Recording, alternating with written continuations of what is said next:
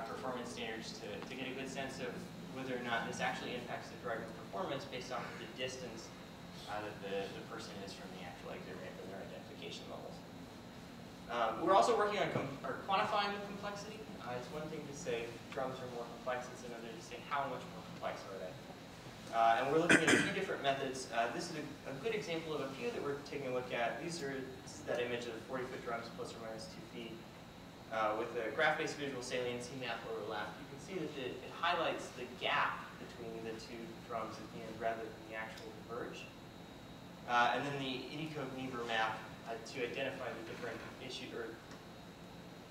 the contrast points that tends to attract people's eyes as we move forward, tends to focus on the first drum and that gap again. As compared to the linear channelizing device, which highlights the diverge point, it's a little further to the left from what was going on previously. Or in the Inikog-Niebuhr map, which definitely highlights the issue of that continuity and the linearity aspects of that too. It draws your eyes up both the left line and the right end of the device. These are just a few options that we're looking at, seeing if the results that come out of our visual search and eye tracking will match up a lot to these saliency maps. If they do, that would be an excellent result to practitioners just to quickly change or check to see the level of complexity. And with that covers what we're going over, and I'll be happy to take any questions. Yeah. Fantastic presentation, Steve. I'll try to speak loud enough to get on the video there. A few years ago, I did some work with shy distance and looking at the performance of drivers in work zones, the difference between drums and 42-inch channelizers and drum spacing. And I couldn't afford a driver simulator, so we just went out and set up a real work zone and got the highway department to help us out.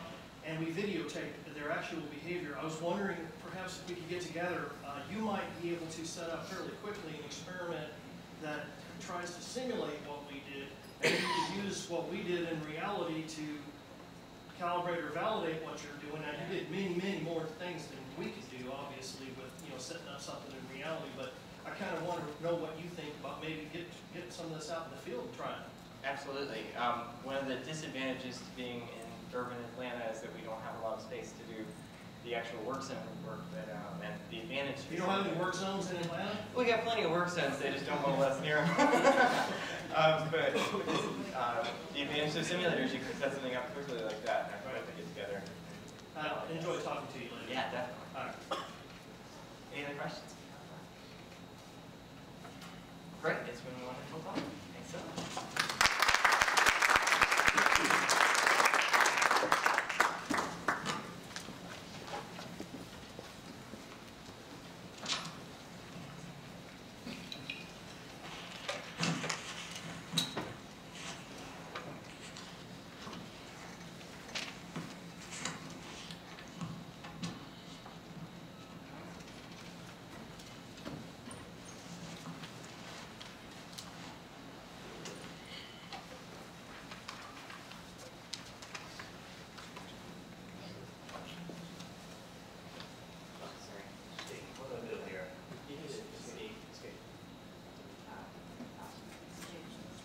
I would be the one to have trouble.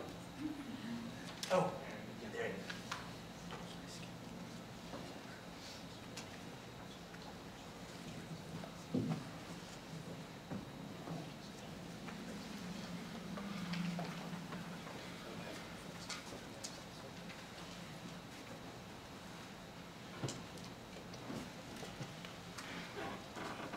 How is everybody? Your next speaker is me. The title of our paper today is How Are Driver Characteristics Related to Safety at Railroad Highway Grade Crossings, the case of passive railroad grade crossings. The authors, I'll go ahead and acknowledge the authors here. The first author is June Liu. June is actually in the audience, and June is a current PhD student at the University of Tennessee in civil engineering. He's from China. The second author is Brian Bartnick. Brian was one of my master's students who graduated about a year ago and is gainfully employed by the Tennessee Department of Transportation, which is always a good thing. And I guess the idea of this study was my idea. I wasn't heavily involved in the actual research. The students did most of the research.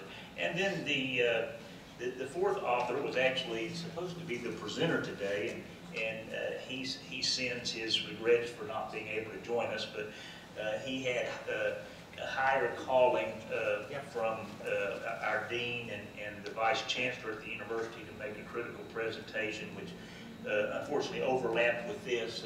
So I volunteered to be the presenter right before we went on spring break, but I am happy to do that. And by the way, this fourth author is Dr. Asad Khattak, and Asad is fairly new on our faculty, and he is the Dean Chair in our Civil and Environmental Engineering Department. And even though he's only been with us now about 6 to 9 months, Asad is actually heading up our transportation group within our Civil Engineering Department. So a little bit of information there about the authors of this paper. I guess let me start out by saying this. I'm probably not the best person to make this presentation, and I've actually kind of trimmed it down. I thought we would have a time issue, but if we don't, that's okay. But I'm also, I wanted to give kind of the big picture approach. And the paper presents many more details and all of the statistical analyses and data. And I didn't want to necessarily overwhelm you with that today. June is here, and certainly I can help too, but we can answer any questions either after the presentation or after this particular session. And I do encourage you to take a look at the paper itself, because I am going to give the big overview picture. So let me just kind of give that as a qualifier. And I'll start out, you can tell that I'm the prototypical classroom teacher, but I'm going to kind of start out with an overview of grade crossing 101. And I actually did my doctoral dissertation years ago in the area of grade crossing safety and grade crossing traffic control. And I've had a number of research activities over the years involving grade crossings. So it's a subject that is near and dear to my heart. Two basic types of crossings, active crossings and passive crossings. The study that we're going to talk about today deals only with the passive crossings, those that do not have a means to sense the approach of the train and give some sort of warning based upon an actual train approach, hence the name passive. But within the passive area, a special category, those that I'll call conventional passive crossings, that have the standard cross button sign, an advanced warning sign as noted in the NUTCD, and also the standard advanced pavement markings as presented in the manual. So that's what we're going to deal with in terms of the discussion today. Okay, and just a little bit about the safety of grade crossings. This is one of those, I guess, feel-good stories in the highway safety industry. If you look back in the probably mid-1960s, we kind of reached a peak in grade crossing fatalities, and actually the number was above 2,000 back in the 60s. And you can see that primarily due to the installation of active crossing devices, gates with flashing light signals or just flashing light signals, and also the closing of many crossings, lower volume crossings, we have dramatically reduced the number of crashes and also fatalities and injuries. And you can see, if your eyesight's better than mine, that we're down here now to around 250 fatalities per year, and that's from a high of around 2,000 40 years or so ago. Okay, so we have made great strides.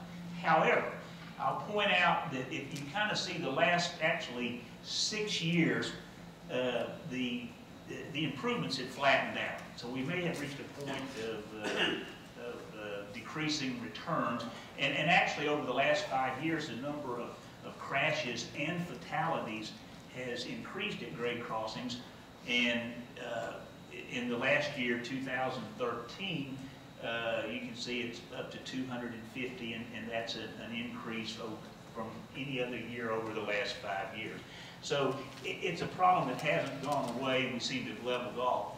Also, if you compare the number of crossing intersections, grade crossing intersections, or the traffic exposure of grade crossing intersections to every other type of intersection out there, these crash rates and these injury rates and fatality rates are astronomically high. Okay, so even though you look at this one special case and you say, well, that's not that big of a problem, I guess my argument that it really is. So we still need to be concerned about crossing safety. And unfortunately, when there is a crash at a grade crossing because of the incredible size differential and speed involved, the vehicle is always the loser, and they have a very high incidence of serious injury and fatality. So that's another special reason to consider grade crossing accidents. What's happened here too? Okay, so I'm going to head forward now. So we're going to be looking, and this is going to be talking about a kind of what I'll call a limited scope driver simulation study. But we singled out a sector of this population of grade crossings. We looked at passive crossings, but we also were interested in the effects of crossings that had conventional traffic control for a passive crossing. That would be the crossbuck sign, complemented with the standard MUTCD, pavement markings, and round advanced warning sign. Just to give you a little idea here, we're down now to just under 100,000 total public crossings, but still about 40% of those are your standard, what I'll call standard signed passive crossings. Okay, so it's still a significant number out there. And these particular crossings, there's in the last 5 years, there's been over 2,000 crashes, and that's about 43% of the total crashes. So in terms of total number of crashes or rate of crashes, it's a little bit lower than other types of crossings, but still an issue out there. These tend to be, of course, very low volume, and they tend to be on 2-lane roadways. Okay, we're losing our power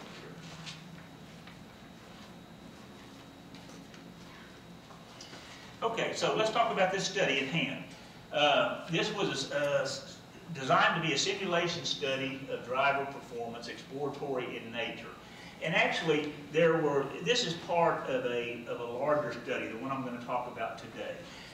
The primary goal of this simulation study, which was a very comprehensive and well-designed study, was to consider the difference of driver response to passive crossings of this type that had either stop sign control or a yield sign control to this conventional crossbuck sign only.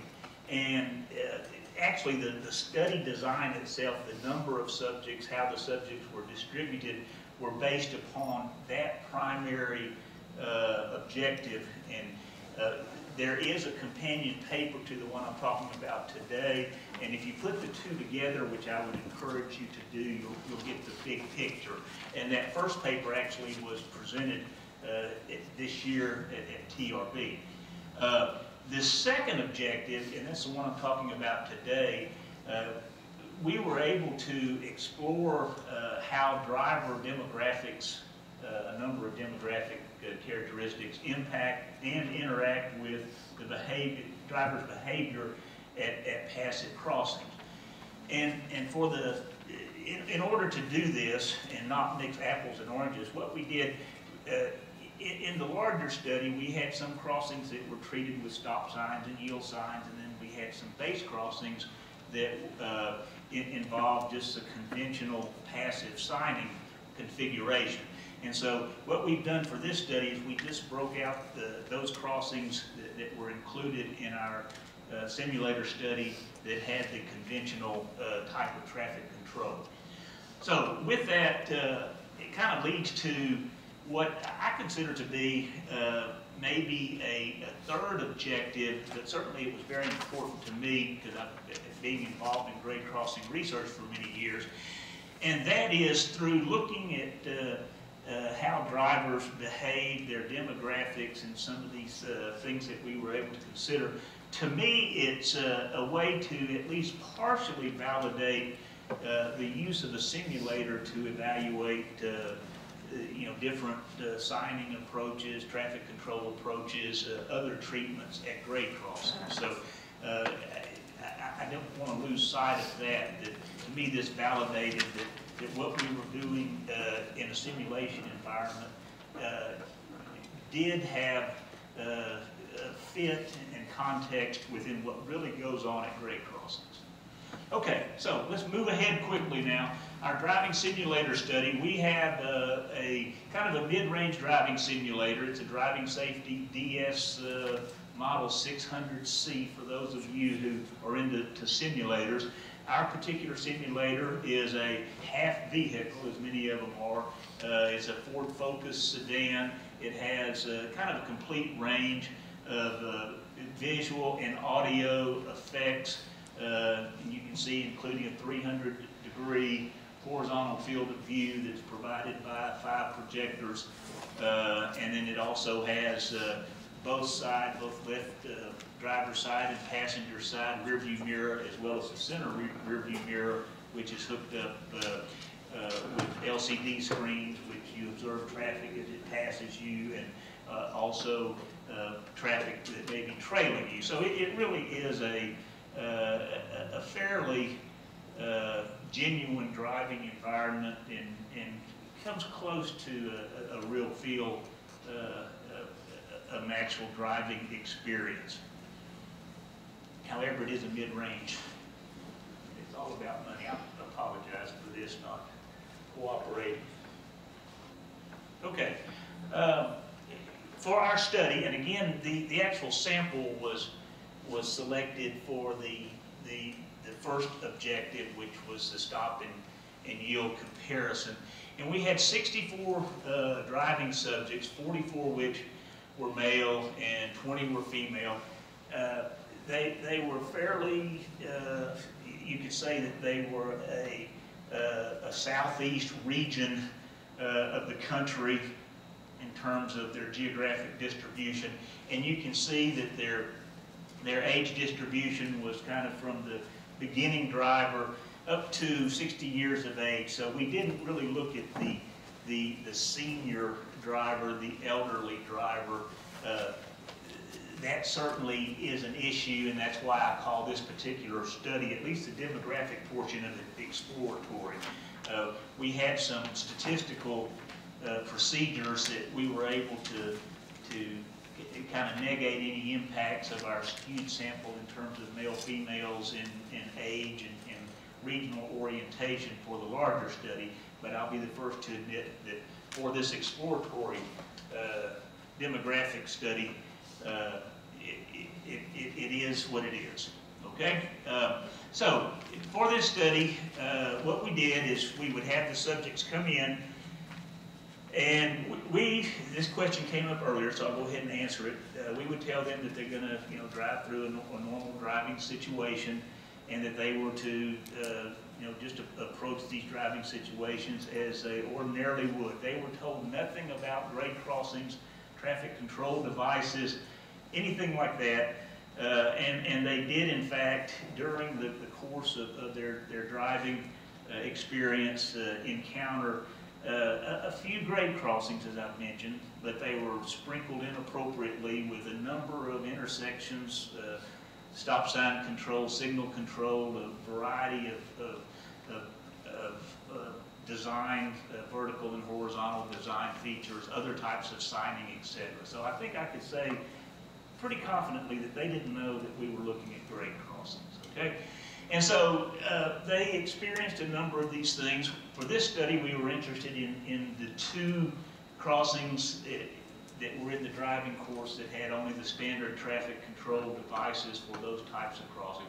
It was clear weather, and then we had some of the, well, the drivers had the occasion during some of the passages, they would see a train, and others they would not see a train. I will say this though, that, and we did this purposely, that the train was positioned within their field of vision, but it was so far away, 20 to 30 seconds away in terms of time separation, that we found out that they really didn't perceive a need to stop, okay? And few did, but most did not, even with the train. Okay, and one thing that we did, and this is an interesting thing if you're doing driving simulator studies, the viewing distance to where you can actually recognize something may not be exactly the same when you're in a simulator as it would be in an actual driving environment. And that's for physical features as well as traffic control features. And so one of the things that we did through kind of trial and error and kind of an educated assessment with several good eyes looking at it, is we identified what we called a near crossing zone. And this is about 60 meters, and that's where it was obvious that there was a railroad track configuration that crossed the highway in front of you. And we called that near crossing. So this is where, you know, any reasonable driver would then know that they were going to cross a railroad track. And then there was a far crossing zone, and this included the area upstream of where the advanced warning sign and pavement markings were for the crossing. And again, it kind of began at that area where the vast majority, or really any reasonably able driver, would be able to see these devices, and they would be close enough in terms of viewing distance on the simulator to determine their message. Okay, and so we then were able to also measure their behaviors, the driver's behaviors, before they reached that area over a long distance of the course. And so we were able to develop normal travel speed patterns, and then also look at how those changed in the far crossing zone and in the near crossing zone. Now, believe it or not, I need to speed up a little bit, we found that once they get within 60 meters of the crossing, there was very little difference, at least in speed behavior, of whether the train was approaching or not. But keep in mind, and I have to clarify this, is that there was still, you know, this 20 to 30 seconds of clearance, and so we viewed that as it was not an imminent, they didn't feel imminent risk or danger from that approach. So we ended up kind of combining the data, speed data, in the near crossing area. We did find significant differences between train and no train in the far crossing area. So that it may be a little bit confusing, but I wanted to spend some time discussing that. Okay, and this is described very well in the paper, but we used several fairly well-known statistical approaches, standard t-test, also analysis of variance and covariance, and then an ordinary least squares model to do a variety of different tests involving our dependent variables. And actually, for this paper, we focused on the speed-related variables, both speed and then speed reduction from some base speed. We also considered, for the larger study, we considered some deceleration and braking and also looking behavior, and it was important in those other things, but frankly, for this limited study of demographics, we didn't really see any significant difference in some of those other parameters, so we did focus on speed. And in the way of looking behavior, the thing there is that the looking behavior was good, and most drivers, well over 3/4 of the drivers, looked both ways at every single crossing. So, you know, any statistical evaluation of that, you're going to say that there was no difference. But I guess one thing to point out, that looking behavior was good. And then we looked at a number of demographic issues, gender, age, driver training, a little bit about education, and then something that I did a lot of work with way back in my dissertation days. Mine was focusing on active crossings. These are passive crossings. But one thing that I found is that drivers' exposure to crossings in terms of the numbers of times they cross a railroad track, maybe in a week, and then also the number of trains that they encounter, have a tremendous impact on their behavior at crossings. I found that was the case with huge sample sizes for my active crossing study. And one thing I was curious about when we did this passive study in the simulator, would we find the same thing? And that's one of those issues of validity of the driving simulator that I was interested in.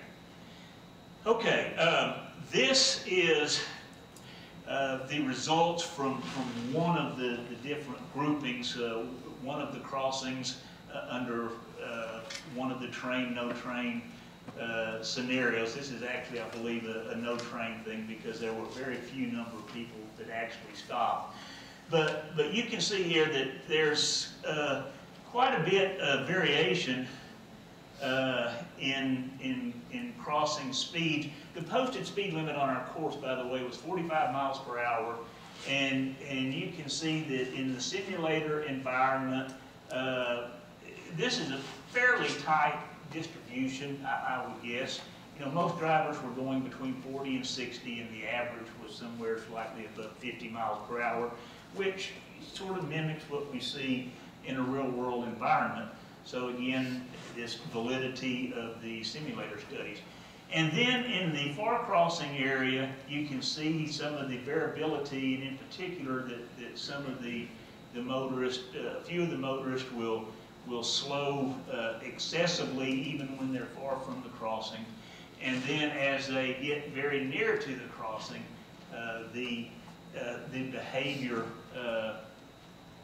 in the simulator, as well documented in a number of research studies over the years, there's tremendous variability in speed behavior at passive crossings.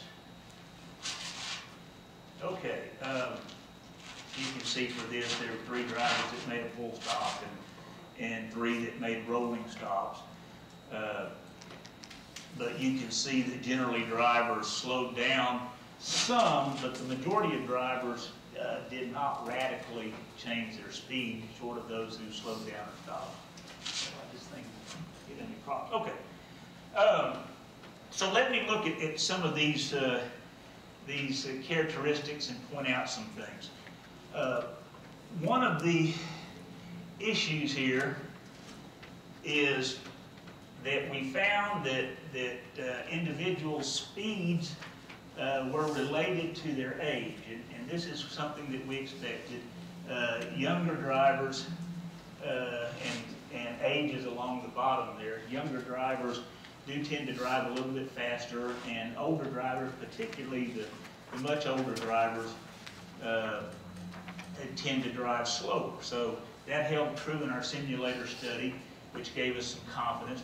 I do want to point out, though, the extreme variation from one driver to the next across the different age groups.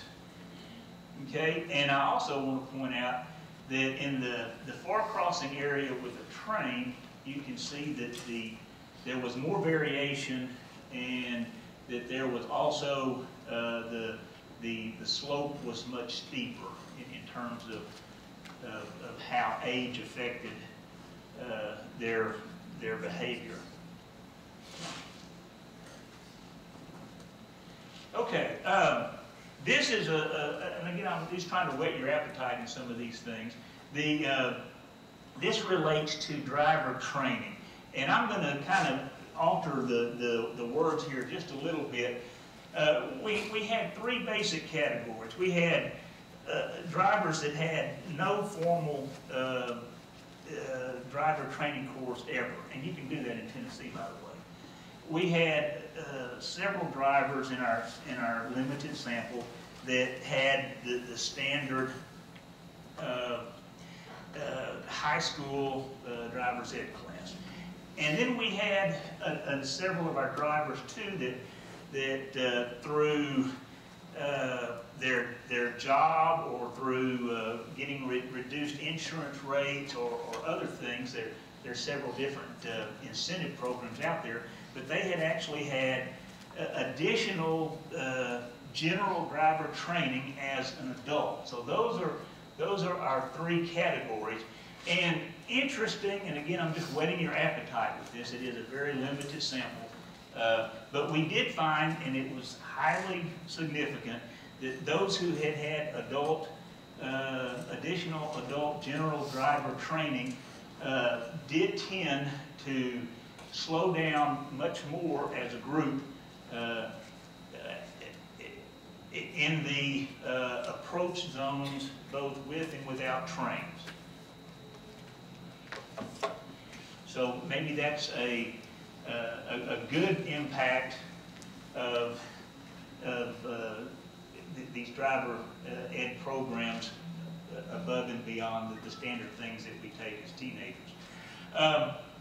We also found, and I could say a lot about this, older drivers do drive slower.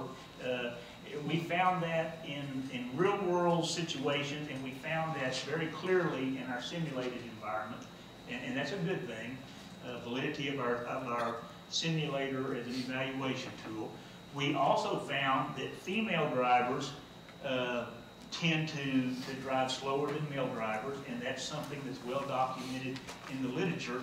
It was very interesting though, and I hope I showed this in another slide. I hope I left that one in.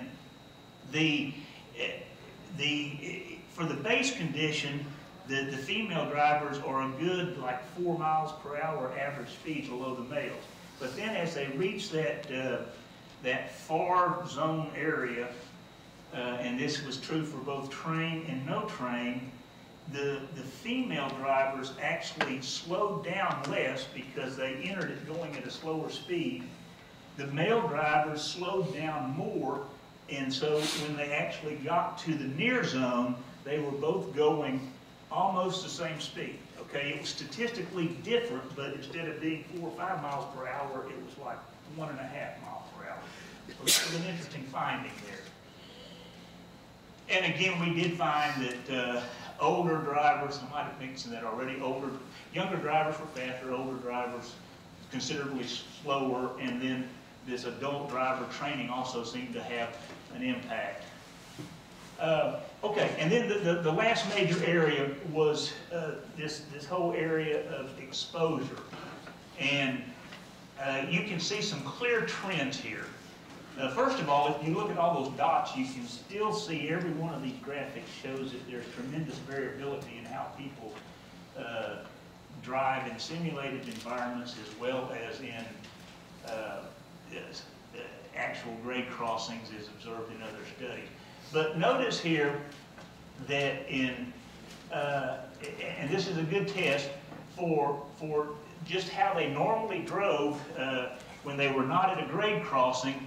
That is essentially a flat line, regardless of how many crossings they normally see in a course of driving in a week. And again, they didn't know that this was a crossing-related study until after the study was completed, and then we did an extensive and thorough post-interview, and this sort of information came from the post-interview. And so when we looked at their, sorry about that, when we looked at their speeds during on the normal sections of the course, they were pretty flat. It didn't matter what they said about their crossing exposure. However, you can see that in every case, far zone, no train, far zone, train, and even the near crossing area, the more exposure they had to grade crossings on a weekly basis, that's my phone ringing, the more their speed was impacted. And you can see that actually they engaged in what we might consider riskier behavior. They did not slow down as much. And in my earlier PhD work, which I mentioned, I found the exact same trend for inappropriate driver actions at crossings with gates and crossings with flashing light signals, that they would tend to approach faster, and they would also tend to be violators more often of the active warning devices. So this is a very significant and important finding for maybe education purposes, training purposes, but also to me it helps to validate the use of the simulator as an effective research tool. I'm almost through here, so I won't have to go back and forth. And this is another look at, in this case, the first one was just how many times do they cross a railroad track in the course of a week. This was how many times, or do they see a train at a crossing at least once a week? And the answer to that was either yes or no. And you can see here that their average speeds were different. And one thing I want to note, and this is obviously not enough data, not an extensive enough study to make any conclusive statements about this one particular thing. But notice that in the far crossing area, if they had exposure to common exposure to trains, and there was no train there, their speed was about the same, essentially flat.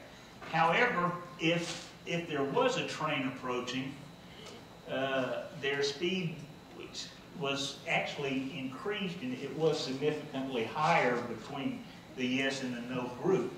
And so one possibility here is that people that do have regular exposure to trains, they maybe don't associate the same degree of risk, and that they may be more likely to say, to make that judgment, I can beat this train and I'm going to give myself a little bit of added cushion by even speeding up, okay? And so we've heard this thing all along about, beat the train, and this is actually the first data, and it's not enough data to say it's conclusive, but it does hint that there may be something to that phenomenon or driver behavior. So real quickly, and this is a limited study, and I'll say that again, the simulation results were consistent with observed behavior, and to me this does say something good about the validity of this, using simulators to evaluate not only grade crossing situations, but maybe other intersections and other driving situations. We did also see this tremendous variation in driver speed choice and in stopping, don't stop, how much they slowed down, and that was consistent with what we actually see in the field.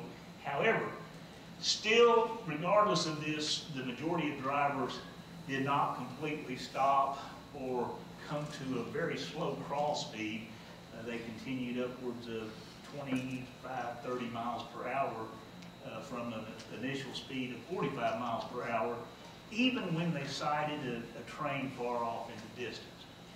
Okay, and then lastly, we found a number of issues associated or relationships in the speed category associated with gender, age, driver training, and especially exposure to crossings.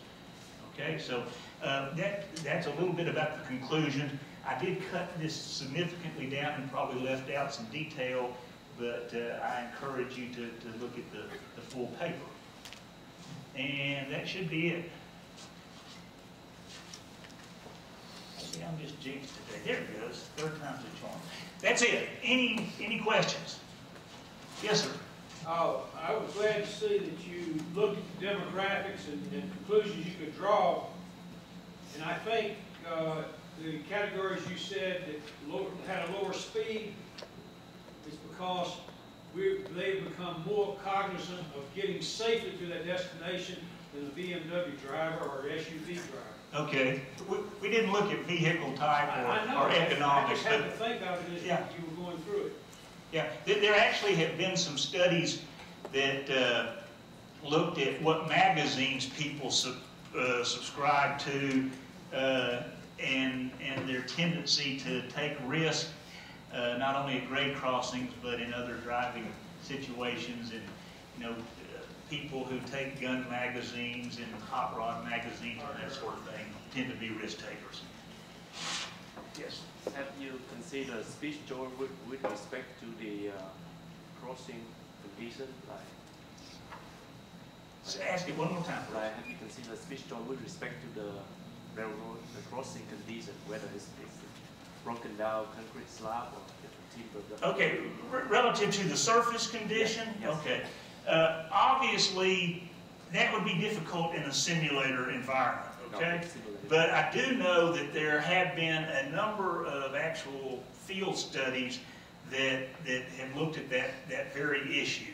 Not only the type of crossing surface, but then the approach grade changes, the elevations. And as you might suspect, the rougher the crossing, the more the speed reduction is. And unfortunately, and this is even worse, the speed reduction might be viewed as a good thing, but because it's rough or because it's elevated, the real negative thing that happens is people focus from looking either way down the crossing and far ahead to looking, a few feet in front of their hood at the actual vertical geometry or crossing surface. So that's well documented in the literature, but we did not look at that in our simulator study, and it would be hard to do that. Yes, Jim? I had the same thought. It's interesting, and I don't know what you would find, but an interesting thing to look at would be people's driving experience if they do go over crossing on a daily basis. If that crossing is rough, if they're used to going across the railroad crossings that rattle their vehicle or whatever, if that affects their behavior in the simulator, where they just automatically slow down, just because that's their habit. Yeah. I would say that's probably the case. I'm looking at my watch, and I've probably taken way too much time, so I got one more question.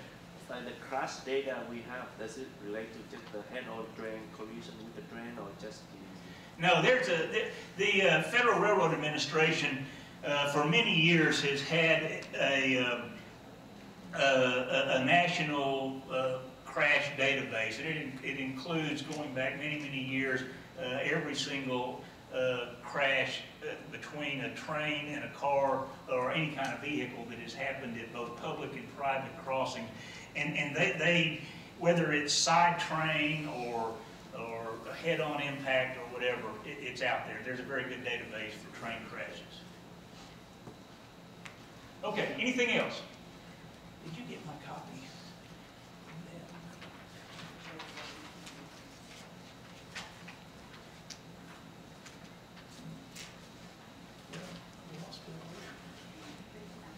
That's all right, I've got it. Okay, let's move along, and I see it right here now. Our next paper is Evaluating Safety Performance of Bridges on Major Highways in Alabama, and Jing Lee is going to make that presentation. She is a postdoc at the University of Alabama. I just wanted to make a brief announcement before the next one. So this is the last presentation. Lunch will be served at 11:30 in the ballroom in the Georgia Tech Hotel, and it's right by the registration desk. So lunch starts at 11:30, and then the panel will be at noon in that same room. So you can get your food at 11:30, start eating, and the panel will be at noon. Thank you. Sorry. 2 more presentations. Oh, there are 2? Oh, sorry.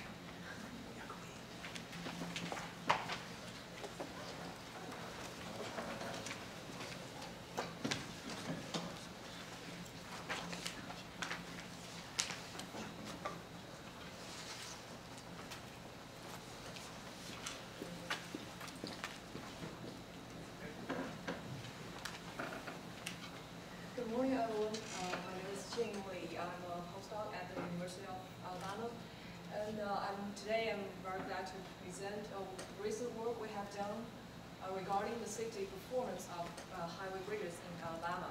I was working on this project with Graf, one of our PhD students, and Dr. Susan Jones. Okay, so I'll briefly introduce the background of this project, and then I'll proceed to the technical part, which includes the data description, modeling methodology, modeling results, and then I'll get to the conclusion part. Background. This is an interesting topic. Usually when we talk about bridges, more focus will be on the structural performance of bridges. This is one of the most beautiful bridge in Tuscaloosa. And actually it's the real bridge, it's not a vehicle bridge. However, I just want to demonstrate that the structural performance is very important. When it comes to safety, it usually means structures must not collapse without due warnings. But however, with the very different physical and operational characteristics, how bridges would affect the traffic safety when serving as parts of roadway facilities. Actually, there's little research on this topic, so our interest in this topic motivated us to form this study. Let's look at a common bridge with underpasses, several major components of the common bridge. A bridge should have railings, including bridge rail and the guardrails. They will keep vehicles from running off the road, but at the same time, railings are fixed objects, which may also pose the damage to the vehicles if they run to the railings. Abutments usually are located at the end, at the both ends of the bridge to support it, but it also will constitute a roadway safety hazard to the vehicles traveling under a bridge. And piers are usually used when it is the multi-span bridge, and it has a similar hazards to traffic safety, similar to the abutments. And in this study, we only focus on the traffic on bridges. So maybe next step, we're looking at the traffic under the bridge, which may have some safety issues related to bridges. The objective of the study, basically, we plan to develop safety performance functions for crashes occurred on bridges.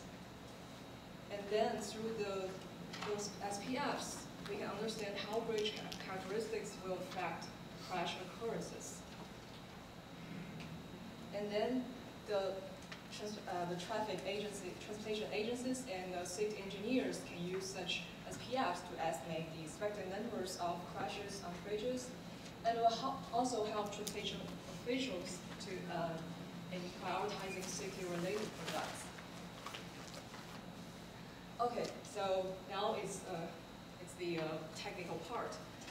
First of all, what data we used? Basically, we need bridge data and crash data.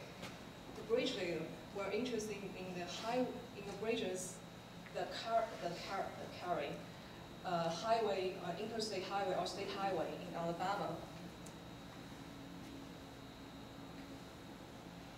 And the National Bridge Inventory database is the main data source we used to obtain the information of the bridges.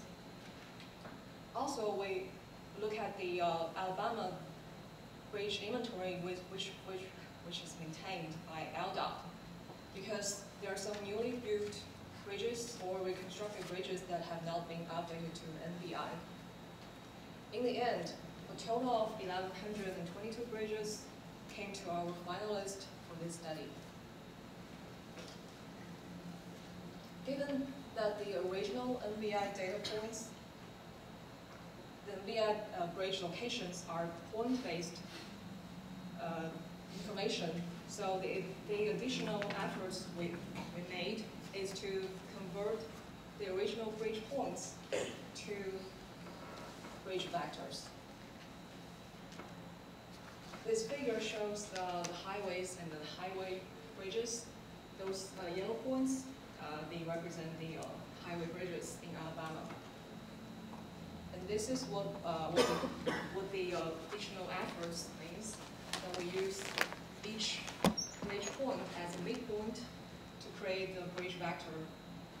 One more thing I would like to mention here is that not every bridge point is the midpoint of the bridge.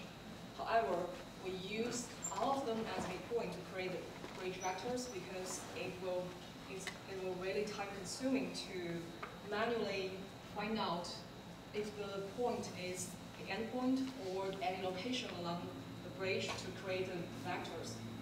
And this method determines the way we identify the bridge-related crashes later on. I will talk about that more in the next slide.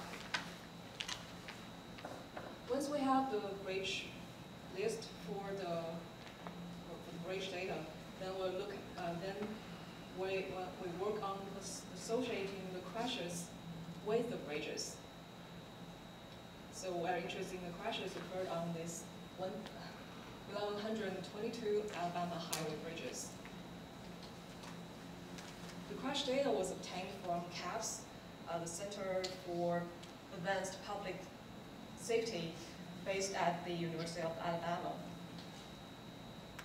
We obtained overall bridge crashes from the year 2009 to 2012. This is basically how they distributed all of the state.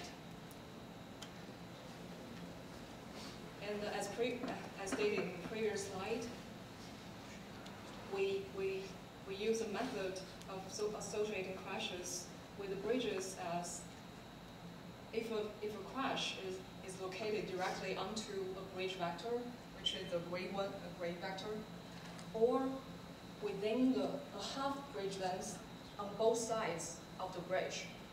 This crash is considered as bridge-related crash. We believe this method is reasonable because first, a crashed vehicle is usually moved onto the side of the road before filing a crash report. And second, this kind of increased search area will account for the crashes in the bridge influence area. We did a similar thing to find out the subset of the single vehicle bridge rail related crashes. Why we're interested in this subset? Because in this project, we also have another task to evaluate the effectiveness of bridge rail retrofits in terms of protecting vehicles run off the road from the bad damages. So this is how they distributed our state. The reason why we didn't use 2009 data for this subset because that's due to some data quality issues.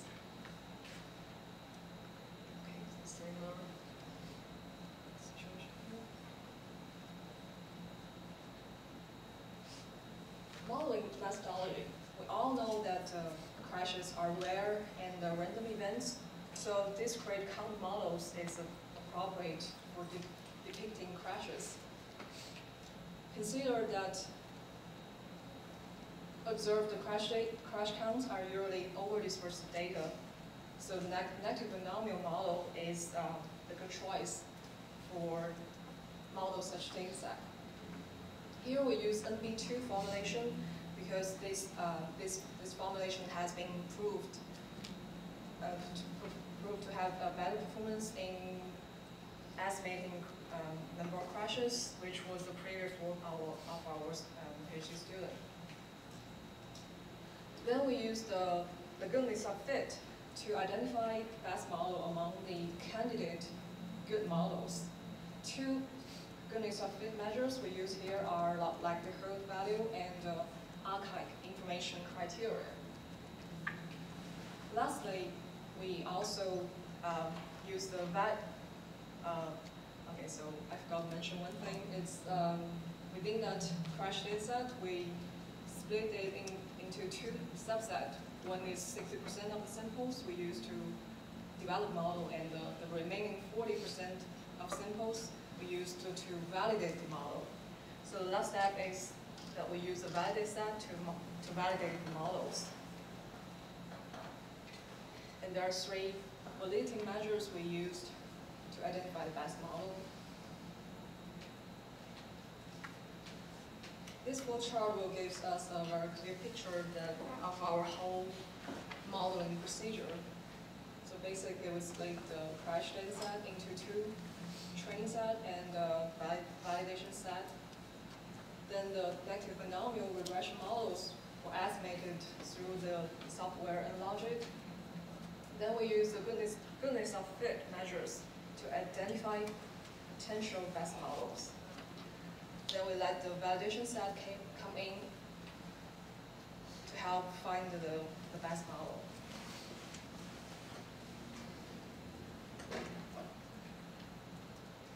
After going through the whole modeling procedure, we got 2 SPFs. One is for overall vehicle crashes. And the best model here, is on the left side, it contains 7 variables. But I also find another model which includes only three variables, which has a comparable goodness of fit. So here we recommend both of them. In the situation that where the data is limited, this comparable model with less variables can also produce quality estimates. And we can see that the positive coefficients for ADT and bridge length means that increased traffic volume and bridge length will result in increased number of crashes, and that is reasonable. The transition, it means the conforming transition will result in the reduced number of crashes, which is also reasonable.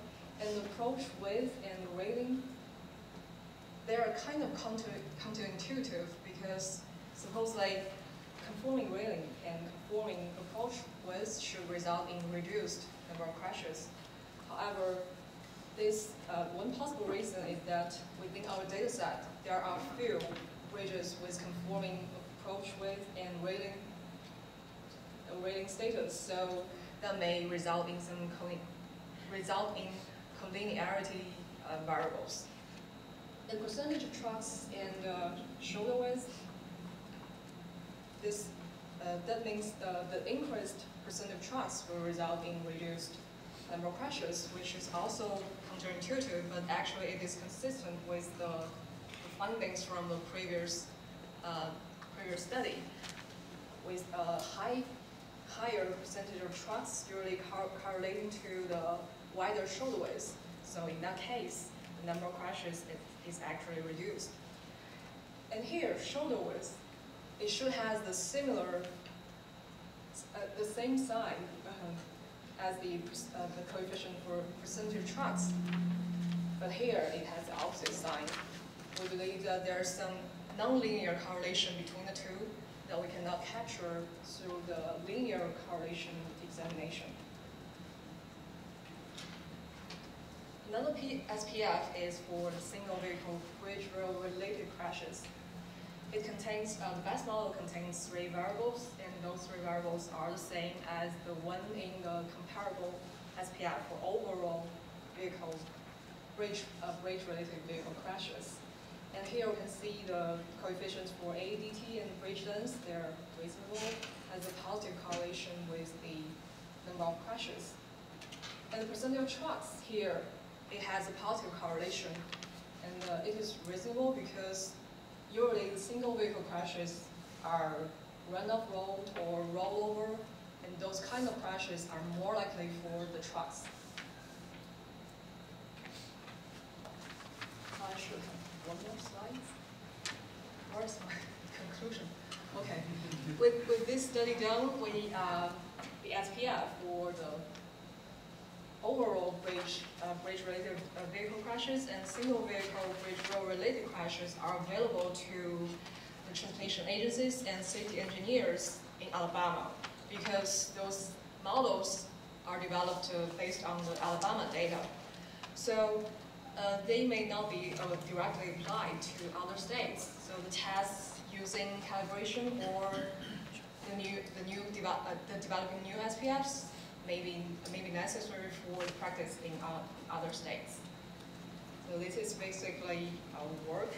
Basically, it's done. Any comments and questions? You're welcome. Let's do this, and I kind of apologize because it's my fault because I've used too much time. But, and I've been talking with Stephen Jones, the final paper is very much related to this paper, and so we're going to go ahead and have the presentation of the final paper, and then we'll have a common question and answer session where the two papers combine. So I hope that's okay with you, Jing.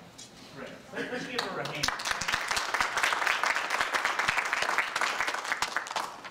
Okay, our final paper today is entitled Evaluation and Calibration of FPS for Two-Way, Two-Lane Road Needs. And this one only has two authors, so I'll go ahead and acknowledge both of those individuals. The presenter will actually be Gaurav Mehta, and then the other author who's listed as presenter, but he's going to let Gaurav take it, and that's Stephen Jones. So with that, since we're a little short on time, I'll go ahead and turn it over.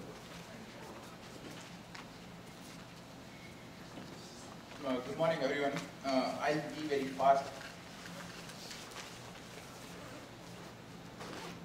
I won't be a wedge between lunch and...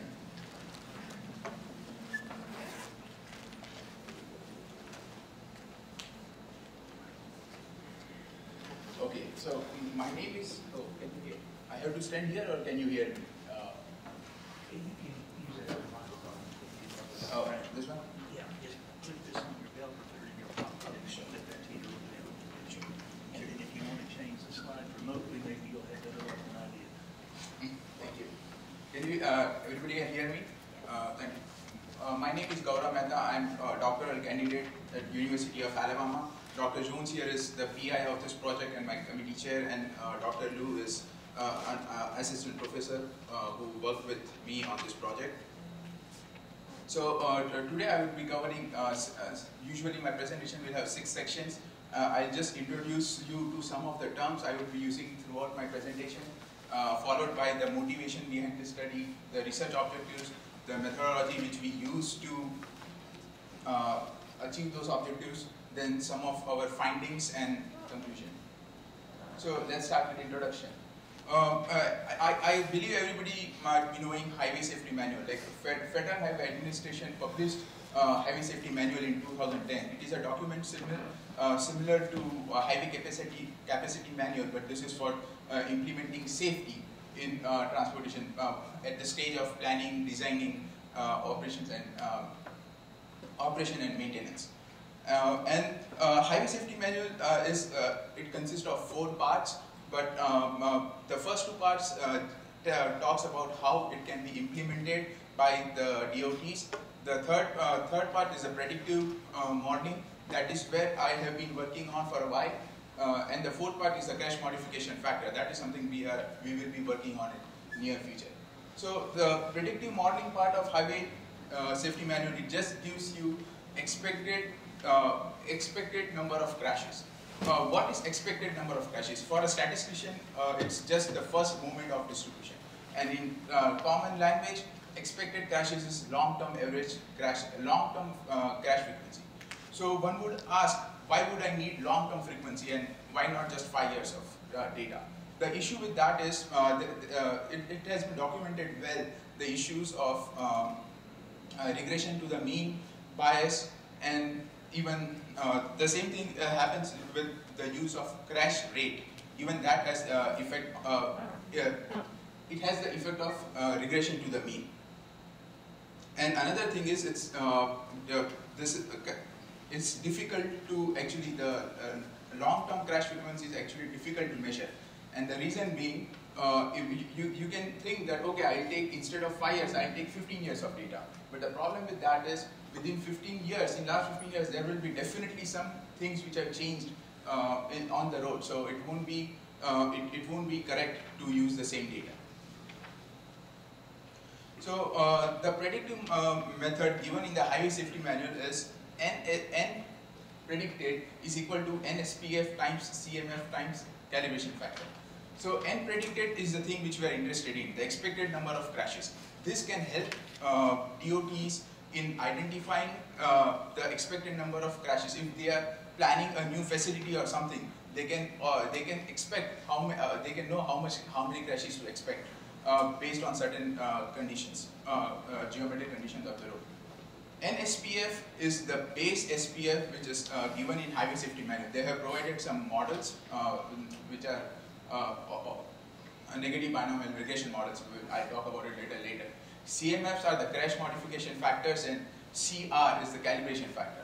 So what are SPFs? SPFs are nothing but just regression equations which associate crashes to the physical properties of the road and the traffic characteristics. And the SPFs, which are base SPFs, which are mentioned in highway safety or published in highway safety manual, they are based on certain base conditions. What do we mean by base conditions is they have assumed 12 feet lane, 6 feet shoulders, and those kind of things. So what happens if you are considering a road which is not 12 feet, instead of that